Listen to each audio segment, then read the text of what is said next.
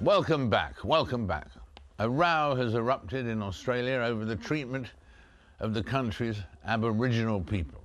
It happens regularly, every 5 years, but it does keep coming up. And Kevin Rudd's Labor government did promise a huge housing scheme to address chronic housing problems in Aboriginal communities, particularly in the Northern Territories.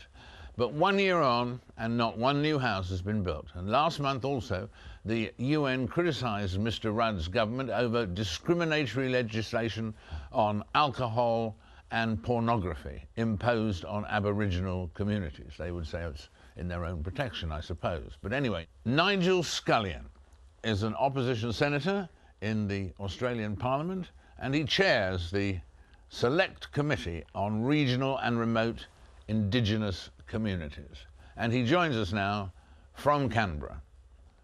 Senator, in terms of this huge housing scheme that was promised by the government to the Aboriginal communities, how badly are those new houses and refurbishments needed in the Aboriginal community? Well, this is an absolute essential piece of infrastructure, and it's not only about houses. We have overcrowding in some of these communities between, we have 20 people living in a 4-bedroom house. And it's not only about the overcrowding, it's about every element of life. It's very difficult to get an education if you're trying to sleep in a house that has 20 people living in it, all with different habits and doing things at different times of the day. And it's pretty hard to stay healthy. Without having a shower, of course, you have ear, nose and throat infections. It's very difficult to listen if you do go to school, if you've got those sort of things happening. And with 20 people in a house, the houses just wear out very fast. The Aboriginal problem doesn't seem to have been faced, does it really, for 30 or 40 years? No, I don't think, whilst I'm very critical of the current government, I think it's naive to say that pretty much any of us have done particularly well over time. And I think part of that is the approach is that we can build infrastructure, we can change policy, we can intervene, be fairly interventionist in a legislative sense. But unless we are taking this journey together, having Aboriginal people and mainstream people taking this journey together, it has to be a shared responsibility. And would you say that there is a fellow feeling among, as you put it, mainstream Australians about the Aborigines? Or is there a desire on the part of mainstream Australians to try and bury the consciousness, really, of all this? Is it a headache rather than something they're compassionate to change? By and large, all Australians don't see this as a headache. They don't want it to go away. But I think they are very concerned and very frustrated that we can't seem to get as much progress as they would like in this area. Senator, thank you very much indeed for joining us today, and we look forward to catching up with you next time you're in London. I look forward to that very much, Sir David. Assisted suicide. It's a controversial subject that's divided politicians, medical professionals and the public. Not least in Britain, where it's reported that more than 100 Britons have chosen to end their days in the Dignitas clinic in Switzerland. So, should people have the right to choose how and when they die? I'm joined by Edward Turner, son of Dr. Anne Turner, who chose to end her life indeed, in Switzerland's Dignitas clinic, and Professor Steve Field, chair of the Royal College of General Practitioners. Welcome to you both. Thank you. Let's begin with your experience, Edward. When did you first hear from your mother, Anne, what she had in mind? Well, my mother was diagnosed with progressive supranuclear palsy, which is one of the very worst degenerative neurological illnesses in November 2004. And this was an illness which would ultimately have left her completely paralysed and unable to communicate even with her carer. So she'd have lost the ability to blink, to talk, to swallow, even ultimately to move the tip of a finger up or down to indicate yes or no to her carers. And so with that diagnosis, she announced pretty much instantly that she wasn't going to see her illness through to its end. She was going to die before her suffering became unbearable, and she announced she intended to commit suicide, which was either going to be at home or, as we later discovered, was going to be at Dignitas. And what was your reaction, and indeed your sister's reaction, to this news? Well, we were all absolutely horrified. I mean, you know, your mother is somebody you know, most people love just about more than anybody else in their family, and to face the prospect of losing your mother and at her own hand as well was really particularly awful. So we said this can't be. We did everything we could to dissuade her. So we worked with her doctors to adjust her medication, to manage her depression better, and depression is one of the side effects of progressive supranuclear palsy. And we helped her move to a single-storey house which was suitable for disabled living. We spent time with her. We looked into getting a companion for her. We did absolutely everything we could to remove the stress from her life, but it wasn't going to change her prognosis. And then a year later, she had a failed suicide attempt at home, which was very, very unpleasant to have to pick up the pieces from, when she tried to take an overdose and suffocate herself. And once we'd seen that, we thought, if she's going to die, it can't be like this. So we then helped her get in touch with the Dignitas clinic in Switzerland, and then she had an assisted death there in January 2006. And were you and your sisters there for that? Yes, I was there with both my sisters, and we thought it was very, very important that we were with our mother when she was doing this. The last thing we wanted was for her to die alone. So however much we didn't want her to go ahead with this, we thought we have to be there to support her, to be with her.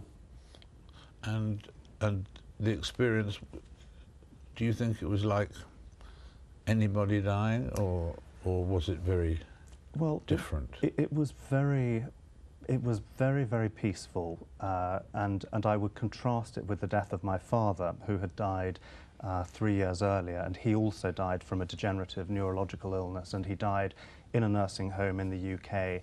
And he had a very, very miserable last couple of months of his life, when there really was no quality. He didn't receive proper care. And when I contrast his death with my mother's death, I would say my mother absolutely had the better death. Edward, thank you very much. Steve, that very touching story and so on. What are your reflections? Well, I mean, I have every sympathy. I mean, it's a very distressing story leading up to the death, and you know, I can't imagine how it would feel as a member of the family at that time. Having said that, we need to talk about patients, the people as a whole, and look at the sort of issues behind having to resort to that sort of I was going to say treatment, but you know what I mean, solution, I guess. One of the issues with Dignitas is that of the 100 or so patients that have actually died there are a number of them who have conditions like renal disease and rheumatoid arthritis that actually are conditions that we would normally be treating in general practice and with specialist input. So I think you need to think about the issues of death and palliative care and what the solutions are, and I think we can do better on treatment in this country.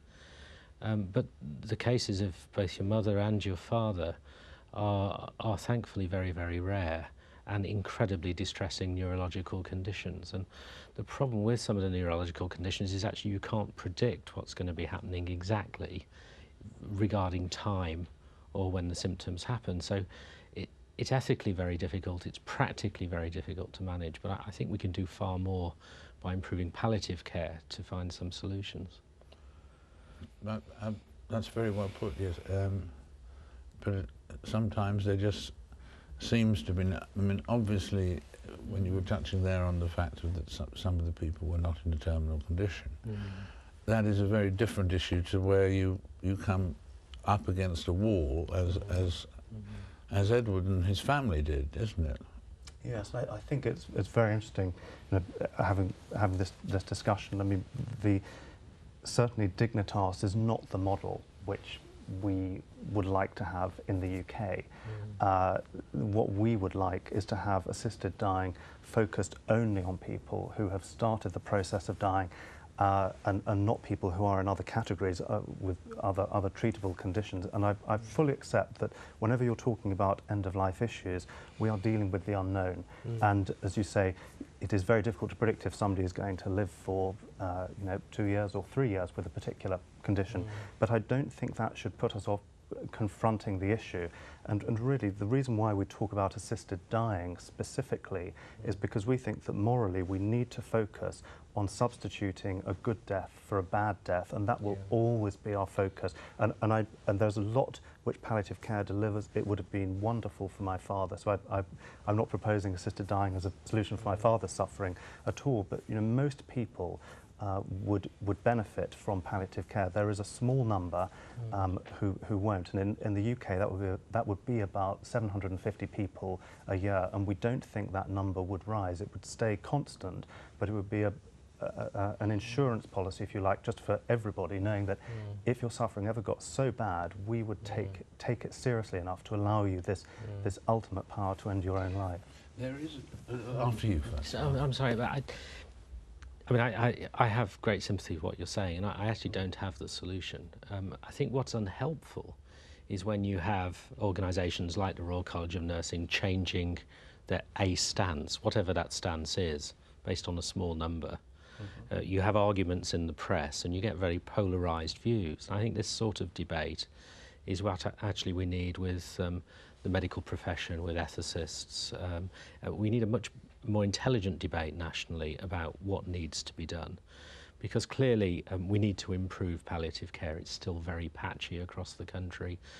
Most people die in hospital when they should be dying at home. So there's a broad issue of we need to address. But then you have to think about what categories of patient might come into your scenario. And there are different ways that people die. But do you include people with dementia, for example, who can have a very long, very nasty at times, distressing for them and for their relatives' death? And then you're talking of hundreds of thousands of people. Or do you focus it on particular conditions and particular times in those conditions? And I think we haven't had a sensible debate on this. It's not just about the law. Should a relative be prosecuted if they happen to go to Switzerland? This is a fundamental ethical, moral and health issue that we should be debating. Yes, so there's also the complication of the area which probably already happens with some doctors in this country, of whether it's switching off a life support machine or letting someone have a modest overdose of some painkiller, or that sort of thing. So that quandary exists already in a way. It does, and we agonised and continue to agonise in the instance, the example of switching people off life support.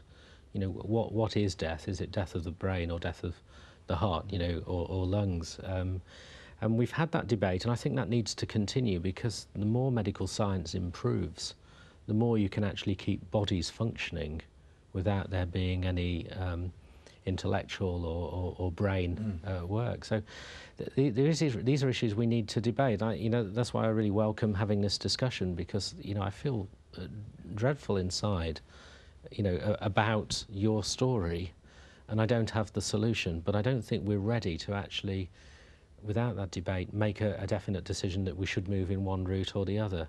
Well, I'm sure people, very well put, I'm sure people at home will feel that also, about that there's more debate to be done. And thank you both for being with us and thank you being so forthcoming. Thank you very much indeed. That's all for this week. My thanks to all of my guests. Do join us again. We'll be here 7 days from now for another Frost Over the World.